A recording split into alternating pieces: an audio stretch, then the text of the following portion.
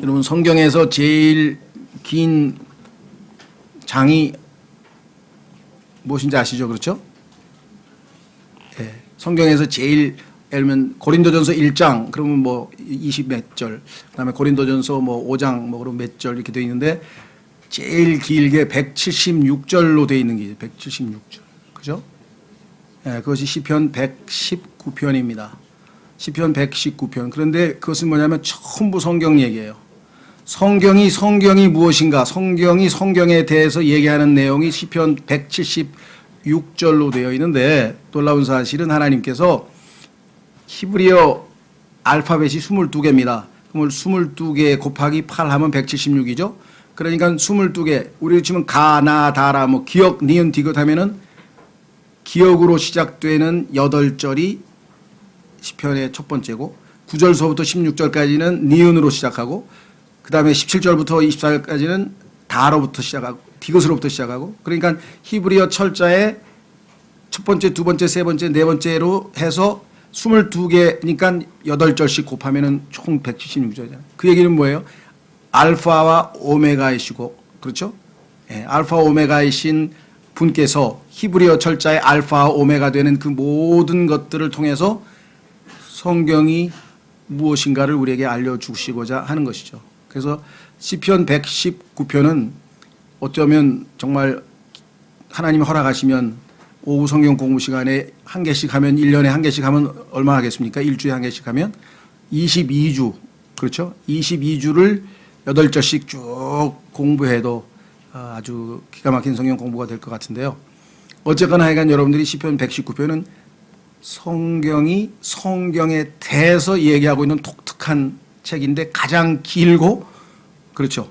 가장 길고 여러 가지 특징들이 있다는 거 염두에 주신다면 오늘 성경 공부도 우리에게는 큰 의미가 있을 것 같습니다. 자, 성경에 대해서 성경이 뭐라고 말씀하신지 오늘 첫 번째로 보는데요. 제가 앞부분에 이렇게 썼습니다.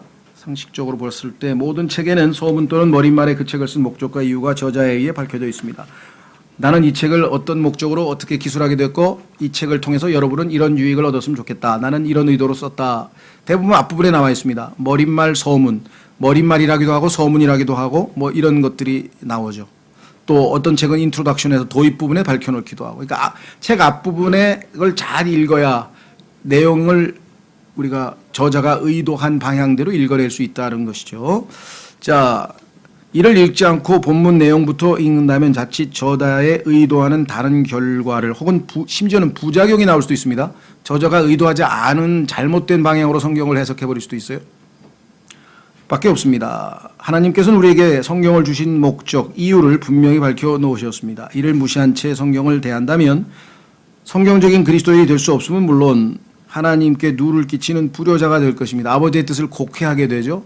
왜곡시켜버리죠.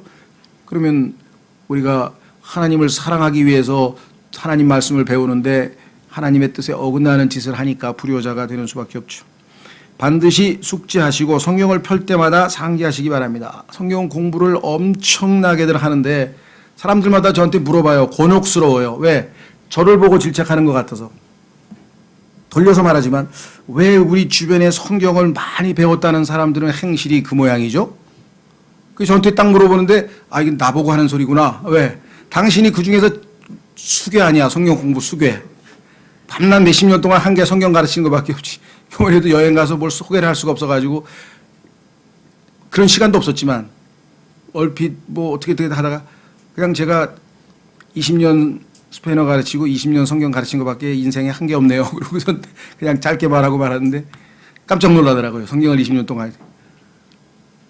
근데 그렇게 많이 공부하고 배우고 가르치고 했는데 행실이 왜 그 모양이냐.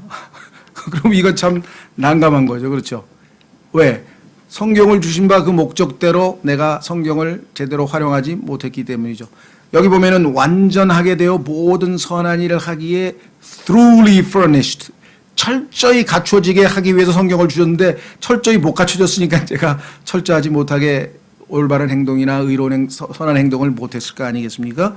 그래서 다시 한번 성경을 공부하는 것은 지식을 머리에 넣고 뭔가 알았다가 중요한 게 아니라 알아서 그 다음에 어떻게 했냐가 중요하다는 사실을 한번 확인해 보려고 합니다.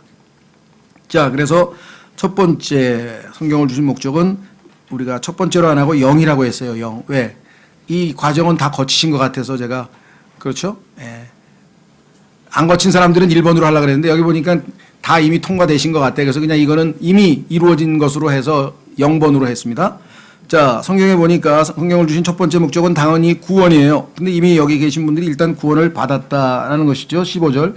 또 어린아이 때부터 내가 거룩한 성경 기록들을 알았나니 그것들은 즉 성경 기록들은 너를 능히 지혜롭게 하여 우리 어리석은 자들인데 우리를 지혜롭게 해줘서 그리스도 예수님의 안에 있는 믿음을 통해 구원에 이르게 하느니라. 아, 성경을 읽다 보니까 점점 이 세상이 잘못되었구나. 예수님이 올바르신 진리이시구나. 이런 걸 배워가면서 어느 순간에 아, 나는 죄인이었구나. 나는 죄인이구나. 예수님이 내 죄 때문에 죽으셨구나. 이런 걸 어느 순간 깨닫고 믿음으로 구원에 이르게 되는 순간이 우리 모두에게 언젠가 있었었죠. 예, 그래서 이 0번은 길게 얘기하지 않고 넘어갑니다. 그래서 믿음을 통해 구원에 이르게 해 주기 위한 첫 번째 수단, 첫 번째 성경의 기록 목적. 그래서 우리가 어렸을 때부터 주일학교, 우리 학교, 우리 애들 교회 10년 다녔는데 구원 받은 것 같지가 않아요. 조금만 더 기다려보세요. 언제인지 모르지만 구원 받을 날이 올 수 있죠. 예, 하나님께서 지혜를 주셔서, 여기 써 있잖아요. 성경을 주신 목적은 지혜를 주셔서, 자, 하나님의 말씀은 어떤 말씀인가만 확인하면 됩니다. 로마서 14장 17절. 로마서 14장 17절에 하나님의 말씀은 이 세상의 말과는 달리 하나님의 믿음이 그 안에 담겨져 있습니다. 그래서 하나님의 말씀을 부지런히 공부하다 보면 믿음을 얻게 돼요. 그래서 예수님을 믿고 구원을 얻게 됩니다. 로마서 14장 17절 말씀, 죄송합니다. 로마서 10장, 14장이 아니고 10장. 로마서 10장.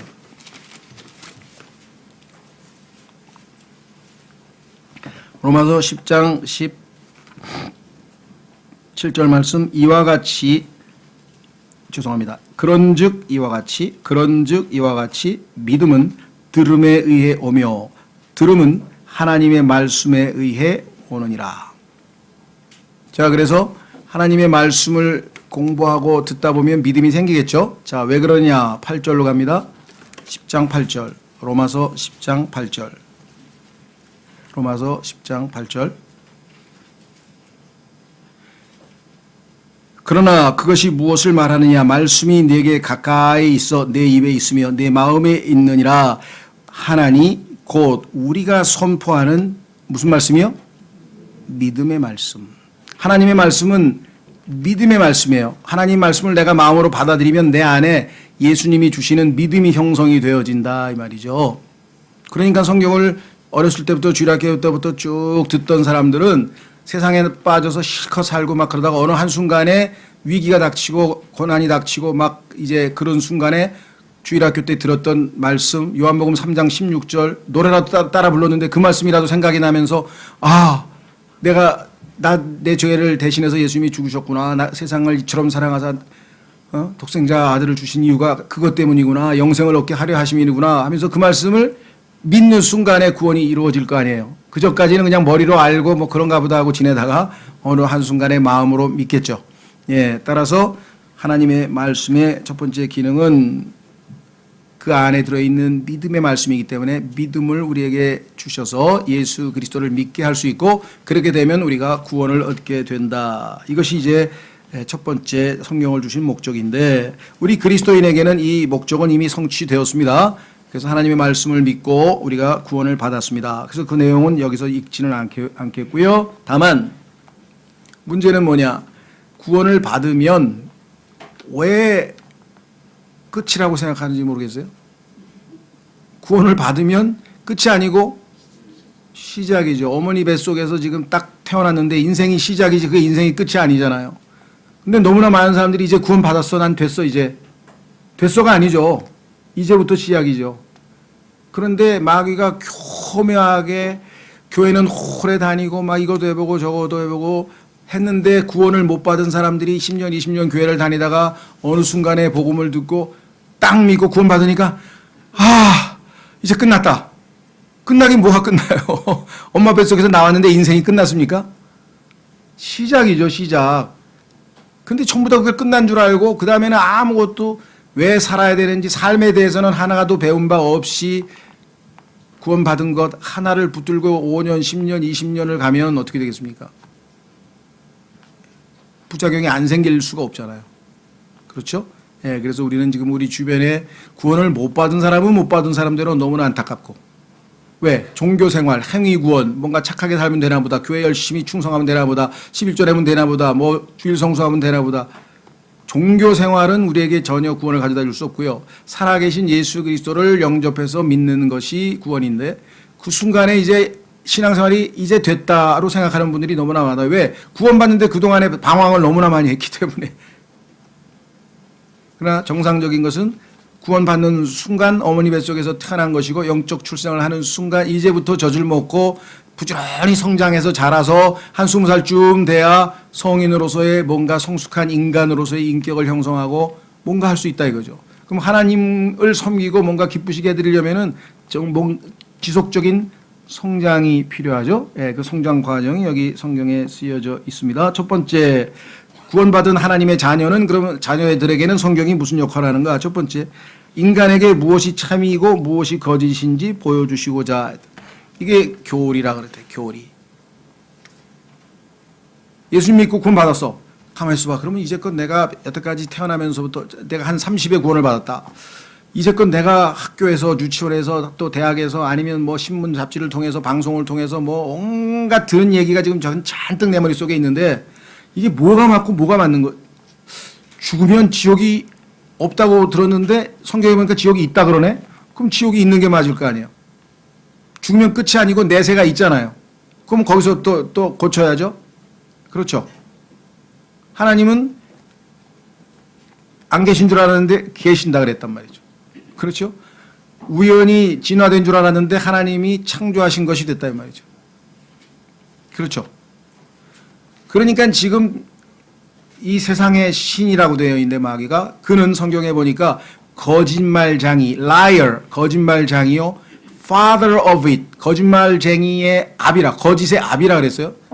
그러니까 이 세상이 지금 마귀의 거짓말과 거짓으로 완전히 우주의 기원서부터, 그렇죠? 인간의 죽음과 내세에 이르기까지 모든 것이 다 거짓으로 완전히 뒤덮여 있는 이 세상에서 하나님께서 성경을 통해서 무엇이 거짓이고 무엇이 진리인지, 무엇이 참이고 무엇이 거짓인지, 무엇이 옳고 무엇이 잘못됐는지, 무엇이 그러하고 무엇이 그러하지 않은지, what is so, what is not so. 구원은 하나님의 선물인지 열심히 일하면 주는 보상인지, 이걸 다 정확하게 알지 않으면 이 세상에서 여러분과 저는 갈 방향을 못 잡아요. 뭐가 맞는지를 알아야 되잖아. 수없이 많은 정보가 지금 들어오고 있는데, 그래서 하나님의 말씀이라고 하는 이 필터를 통해서 싹 걸러내야 되는데, 그리스도인들 중에는요 성경과 배치되는 생각을 갖고 있는 게 엄청 많아요. 아직 걸러내질 않아가지고. 목사분들께서 나서서 사형제도에 반대합니다, 사형제도 반대합니다 하고 데모하는데, 목사 앞장서서 사형제도 하나님 만드셨는데 성경에 보니까 그거 어떻게 된 거예요? 그러니까 지금 전혀 교리를 제대로 안 배웠기 때문에 성경과 어긋나는, 여러분들 메시지라고 하는 그 성경 보셨나요? 메시지? 유진 피터슨이라고 하는 사람이 성경도 아닌 무슨 완전히 무슨 자기 해석을 갖다가 성경처럼 아주 막 해가지고 막 우리나라의 유명 목사들이 막 다 추천해가지고 막, 제가 주변에 그 물어본 사람들한테 그거 성경 변개니까 절대로 읽지 말라고, 유익이 안 된다고 했더니 막 뭐 대단히 좋던데요. 막 그 사람이 엊그제 뭐라 그랬습니까? 나는 동성 결혼을 찬성하고 그거 내한테 오면 다 주례해 주겠다. 그래서 미국에서 난리가 나가지고 기독교 보수적인 책방에서는 그 사람 책 싹 다 빼버렸어요. 안 팔아요 이제. 실체를 드러내는 거예요. 성경을 자기 멋대로 그렇게 변개시켜가지고 하는 사람이 그것을 주석이라든가 성경 설명서라든가 이러면 또 얘기가 달라지지만, 그것도 그런 가치도 없지만, 그것을 성경이라고 성경 대신 읽는다고 난리법석을 치길래 이건 완전히 막갑하구나 싶어가지고 결국 그렇게 됐잖아요. 그렇죠? 그러니까 하나님의 말씀을 기준으로 하지 않으면 지금 막 얼마나 어디서 빗나가는지 몰라요. 정확한 자를 가지고 재야 되잖아요. 마귀의 교리도 있죠. 그러니까 우주의 기원이 무엇인지, 인간이 무엇인지, 인간의 인생의 목적은 무엇인지, 구원은 어떻게 받는지, 지옥은 있는지 없는지, 심판은 있는지 없는지, 그렇죠? 이 모든 것에 대해서 남자와 여자는 어떻게 다른지, 부모님은 어떻게 돼야 되는지, 자식은 어떻게 키워야 되는지, 성경이 자식을 어떻게 키우라 그랬습니까? 매로 때려서 키우라 그랬는데 지금 그렇게 안 키워서 지금 우리나라 지금 다 엉망진창돼 가지고요. 중국도 마찬가지. 중국은 소황제, 우리나라는 왕자 공주만 키워놔가지고 신하가 있어야지 무슨 일을 하지. 다 왕자 공주밖에 없는 나라에서 뭘 하겠어요? 그리스도인들도 성경하고 어긋나는 행동을 하는데 이 세상 사람들은 성경하고 정반대. 그것을 성경에서 The Spirit of the World, 이 세상의 영이에요. 이 세상의 영이 지배하고 있는 세상이기 때문에 진리하고는 정반대로 갑니다. 그런데 그리스도인조차도 진리를 제대로 알지 못해서 성경하고 반대되는 하나님의 뜻과 어긋나는 짓을 하면서 하나님의 뜻대로 산다고 착각을 하고 있으니 유대인처럼 얼마만큼 이 진리 교육이, 교리 교육이 잘못됐는가를 한번 생각해 보세요. 하나님이 그래서 첫 번째 성경을 읽어서 너희가 지금까지 마귀로부터 잘못된 정보, 거짓, 잘못, 오류 싹 다 빼내라 이게. 왜? 하나님의 모든 일은 진리 안에서 이루어지는 일이야. 하나님의 말씀은 처음부터 진리일 뿐이라. 성경에서 진리란 단어가 얼마나 많이 나오는지 아세요? 그리스도인에게 특히 사역자에게 있어서 가장 기쁜 일이 뭡니까? 요한이 뭐라 그랬어요? 내 자녀들이 진리 안에서 걷는다는 것 이외에 나를 더 기쁘게 할 게 무엇이 있겠느냐? 그리스도인이 진리에서 벗어나서 막 성경에 어긋나는 짓을 하는 것을 보는 사역자의 마음은 어떻게 해요? 성경을 열심히 가르치는데 성경하고 반대로 행동을 하죠. 그렇죠.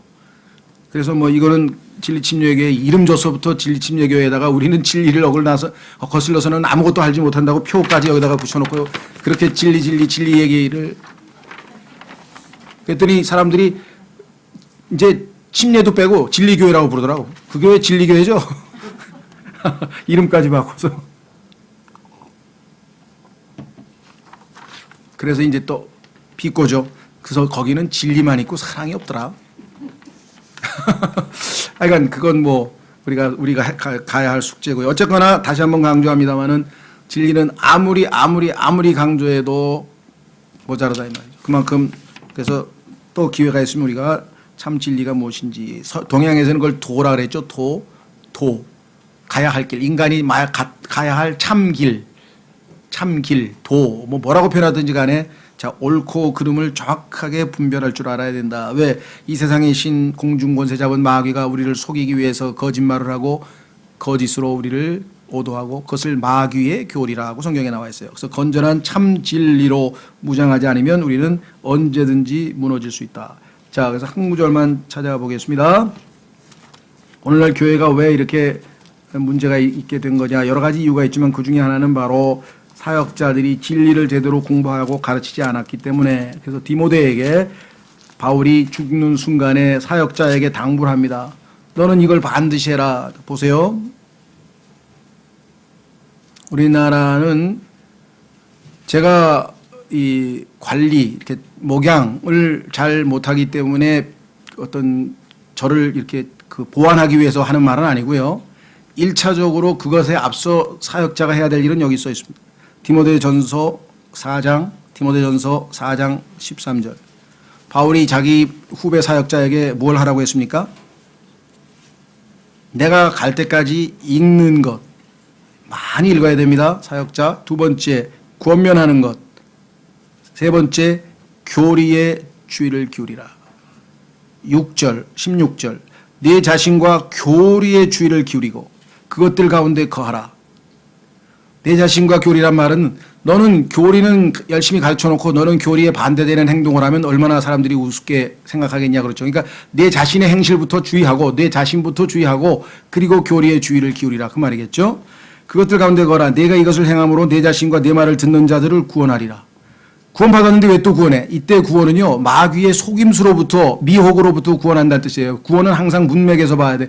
무엇으로부터 구원받느냐. 마귀의 거짓말로부터 방황으로부터 신앙의 흔들림으로부터 딱 뿌리 박은 확고한 신앙을 가지려면 목회자가 어떻게 됩니까? 자기 자신과 교리의 주의를 기울이고 그 가운데 거하면서 이 교리를 듣는 사람들까지 미혹과 속임수로부터 구원해낼 수 있다라고 성경에 써 있죠. 그렇죠? 예. 자, 그래서 우리는 이제 두 번째로 갑니다. 그러면 두 번째로 성경은 진리와 거짓을 구별한 다음에 자, 인간에게 어떤 행실이 옳지 않은지를 보여주고자. 그래서 이러이러한 행실은 잘못됐다 하고 지적을 하죠. 그렇죠? 예. 그 지적하는 내용이 나옵니다. 자, 요한복음 16장 8절.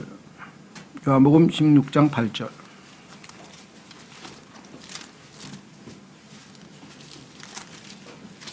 이 땅에 오셔서 성령께서 하시는 일 가운데 보면은 책망이 있죠. 자, 그분께서 오셔서 죄에 대하여 의에 대하여 심판에 대하여 세상을 꾸짖으시리라 책망을 합니다. 그래서 하나님의 말씀을 읽을 때 우리 마음에 찔림이 와요. 그렇죠? 말씀을 딱 읽는 순간에 내가 이렇게 하나님 말씀과 반대로 살았구나. 이건 내가 이렇게 하고 나는 이런 하나님 말씀대로 지금 안 하고 있는데 이게 어떻게 하면 좋지? 하나님의 말씀이 거울처럼 내 자신을 비추기도 하고 빛처럼 내 어두운 모습을 들여다보게 하실 수도 있고, 그렇죠? 하나님 말씀이 어떨 때는 망치처럼 나를 때릴 수도 있고 다양한 방식으로 해서 나를, 그렇죠? 나의 잘못들을 다 들춰내요. 그래서 그것이 나로 하여금 내가 잘못했구나, 나 틀렸구나. 그래서 그런 필요성을 인식하게 만드는 역할을 하는 것이 바로 하나님의 말씀이다라고 성경에 나옵니다. 자, 그래서 이 하나님의 말씀을 읽으면 읽을수록 우리가 어떻게 됩니까? 하나님 앞에 죄인이라는 사실을 뼈저리게 더 느끼는 거예요. 어리석은 생각은 죄인이라. 생각도 죄네? 무엇이든지 믿음으로 행하지 않는 것은 죄인이라. 성경에서 말씀하시는 거 하나하나 읽을 때마다 우리 마음에 찔림이 올 때가 많죠. 예. 자, 그래서 이 찔림에 대해서 성경에 책망하는 역할에 대해서 우리가 어떻게 반응해야 되는가 한번 보겠습니다. 잠언 15장 10절. 잠언 15장 10절.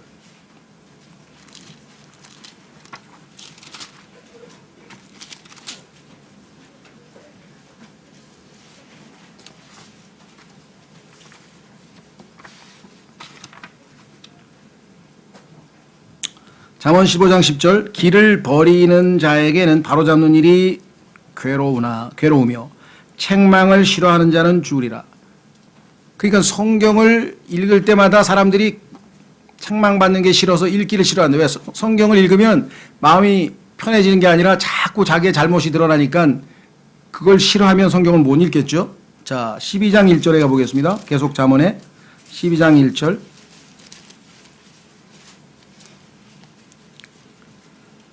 누구든지 훈계를 사랑하는 자는 지식을 사랑하거니와 책망을 싫어하는 자는 짐승과 같으니라. 인간 이하다 이거죠. 책망을 듣고 고치려고 바로잡으려고 하는 태도를 보여줘야죠. 올바른 반응을 보여야 된다. 13장 18절. 13장 18절. 훈계를 거절하는 자에게는 가난과 수치가 있으려니와 책망을 중히 여기는 자는 존경을 받으리라. 교회에 떠난 사람들 중에 상당수는요, 책망을 듣고 기분 나빠서 가버린 거예요, 다. 지가 뭔데 날 책망해? 지가 뭔데가 아니라 성경의 책망이죠. 뭐 내가 책망한 건가요? 아니면 무슨 교회 감독이 책망한 건가요? 아니, 성경에 이렇게 써 있는데 형제 이러면 안 되지. 라고 지적을 한 거잖아요, 예를 들면.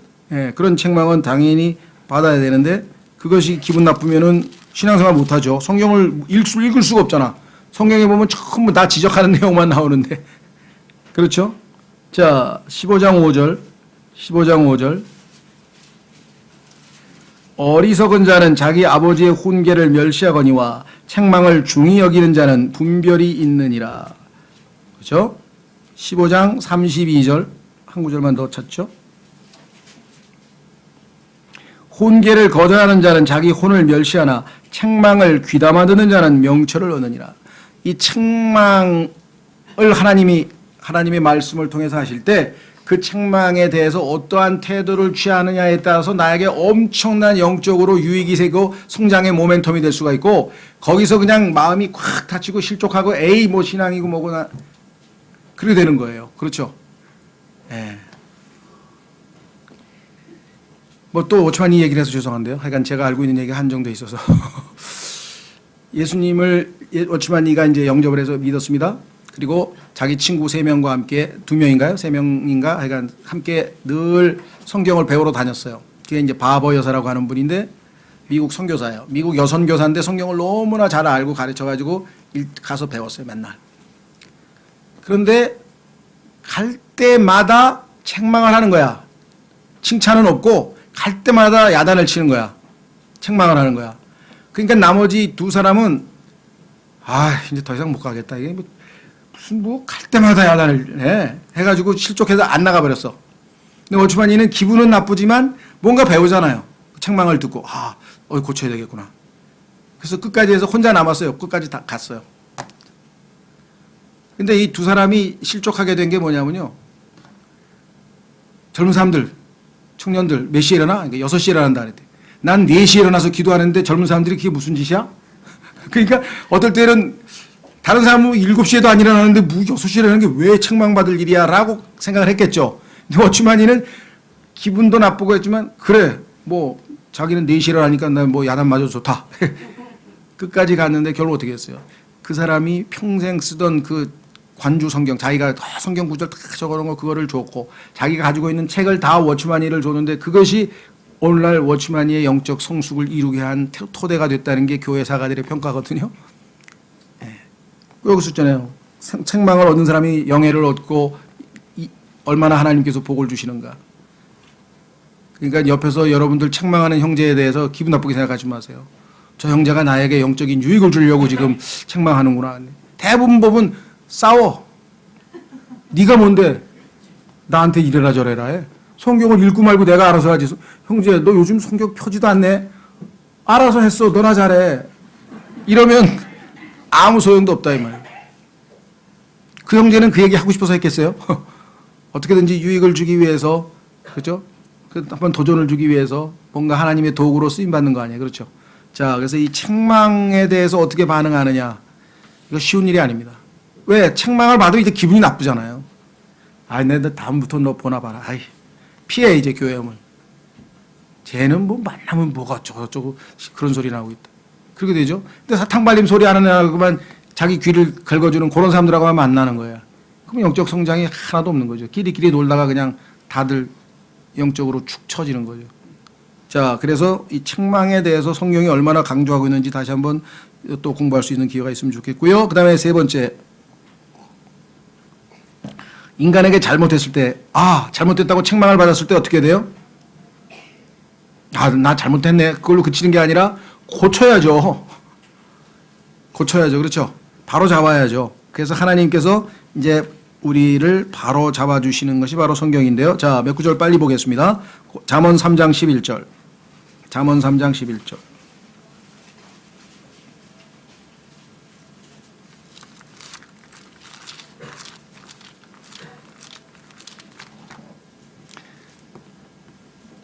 이 어렸을 때 여러분들 부모님에게 뭐를 제일 많이 바로 잡아줬습니까? 글씨 쓸 때 막 빼뚤빼뚤 써서 막 손 잡아주고 막 이렇게 쓰라 그러고 바로 잡아주셨어요? 아니면 뭐 우리가 할 때 보면 부모님들이 다 이렇게 바로 잡아줬잖아요. 틀렸다고 그죠? 젓가락질도 막 이상하게 하니까 이렇게 하지 말고 이렇게 계속 고침을 받아서 오늘 여기까지 온 거죠, 그죠? 모든 게. 하나님도 우리의 영적 자녀들을 계속해서 고쳐줄 거 아니에요. correct. 틀렸어. correct. 근데 그것이 우리에게는 자산이 되는 거잖아요. 그렇죠? 운동선수도 제대로 된 훌륭한 코치 만나면 타격폼 몇 번만 교정받아서 딱 고치면 그 다음에 아주 성적이 팍 올라가고 달라지잖아요. 그렇죠? 마찬가지입니다. 자, 영적으로도 3장 11절. 내 아들아 주의 징계를 멸시하지 말며 그분께서 바로 잡아주시는 것에 실증을 내지 말라. 애들도 얼마나 실증을 내. 이렇게 봐도 됐어 내가 알아서 한다고. 필요 없어 그냥 내 방식으로 할 거야. 젓가락질을 막 이상하게 하는 사람이 있어요. 제 친구 중에서 보니까 손가락을 이렇게 잡는 게 아니라 이렇게 잡아서 먹어. 그게 부모님이 안 바로 잡아준 거야. 아니면 바로 잡아줬는데 얘가 실증을 내가지고 안 고친 거야. 이상한 버릇 있죠. 예. 그게 어른인데 왜 저런 짓을 할까? 뭐 손을 깨물든가 아니면 뭐 손을 떠물든가 이상한 거 다 어렸을 때 분명히 바로 잡아줬는데 안 고친 거야, 안 고친 거. 여기도 나와 있죠. 그분께서 바로 잡아주시는 것에 실증을 내지 말라. 누차 반복하고 또 반복하고 또 반복하고 했는데 안 잡힙니다. 12절. 아버지가 자기를 기뻐하는 이들을 바로잡아 주는 것 같이 주께서 자신이 사랑하는 자를 바로잡아 주시느니라. 하나님이 바로잡아 주실 때 나를 사랑하셔서 바로잡아 주시는구나. 미워서가 아니구나. 그렇죠? 자, 한 구절만 더 찾고 4번째로 가겠습니다. 바로잡으면 바로 잡아주시는 분이 계신 사람은 행복한 사람이라 그랬어요. 아무 관심도 받지 않는 거하고 옆에서 계속 지속적으로 관심을 가지고 바로 잡아주시는 분이 계신 거하고 얼마나 다르겠어요. 그렇죠? 이 세상 사람들은 누가 바로 잡아줍니까? 우리는 하늘 아버지께서 계속해서 말씀으로 바로 잡아주시잖아요. 자, 욥기 5장 17절. 욥기 5장 17절. 성경을 읽고 책망을 받고 하나님이 바로 잡아주시면 나는 정말 행복한 사람이구나. 여러분 우리 회사가 뭐가 잘못됐습니까? 그거 컨설팅 한번 받아가지고 회사 바로 잡는데 엄청난 돈을 요구합니다. 지금 회사가 재무구조가 이게 도대체 개선이 안 되는데 뭐가 잘못됐습니까?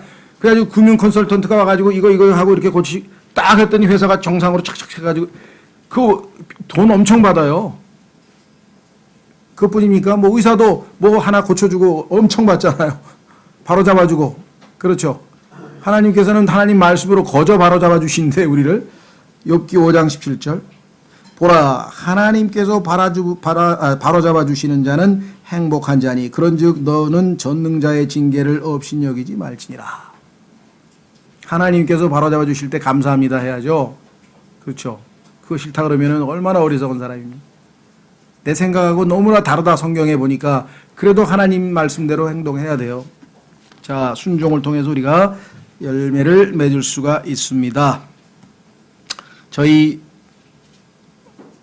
장모님이 이제 오래전에 뭐 한 10년 전에 돌아가셨는데 재미있는 일이 있었어요. 이제 서로 이북에서 오셨으니까 자꾸 이북 말을 계속 쓰시잖아요.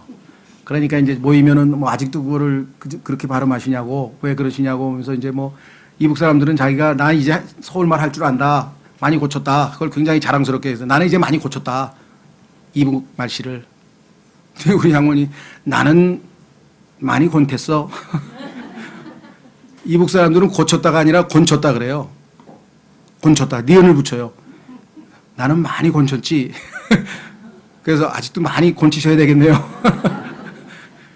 여기 계신 분들 많이 고치셨습니까? 하나님이 여러분들 얼마나 고치셨습니까? 게으른 여러분을 부지런하게 만들었습니까? 짜증을 잘 내는 사람을 부드럽게 만들었습니까? 무기력한 사람을 역동적으로 만들었습니까?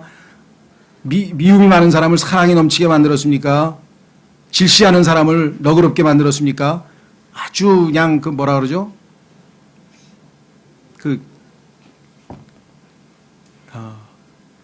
하여간 여러분 뭐를 하나님이 고쳐주셨어요? 나야 원래 곤칠 게 없지 않아? 그런 겁니까? 하나님께서 계속 고쳐주고 계시잖아요. 그렇죠? 그때마다 뭐예요? 행복하다고 여기 나와 있잖아요. 행복하다 이렇게 생각하시면 되겠죠. 자, 그 다음에 그러면 곤친 다음에 죄송합니다. 곤친 다음에 계속해서 곤친 방식으로 살아야 되는데 요요 현상으로 해서 돌아가는 버릇이 있어요.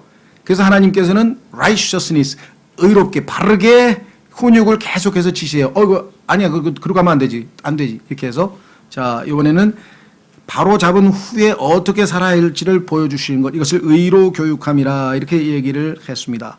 자 그래서 디도서 2장 12절 디도서 2장 12절 많은 구절이 있지만 오늘은 앞에 제가 좀 그 여행 보고서를 하느라고 길게 했기 때문에 핵심적인 것 한 구절만 한번 확인해 보겠습니다. 디도서 2장 12절 말씀.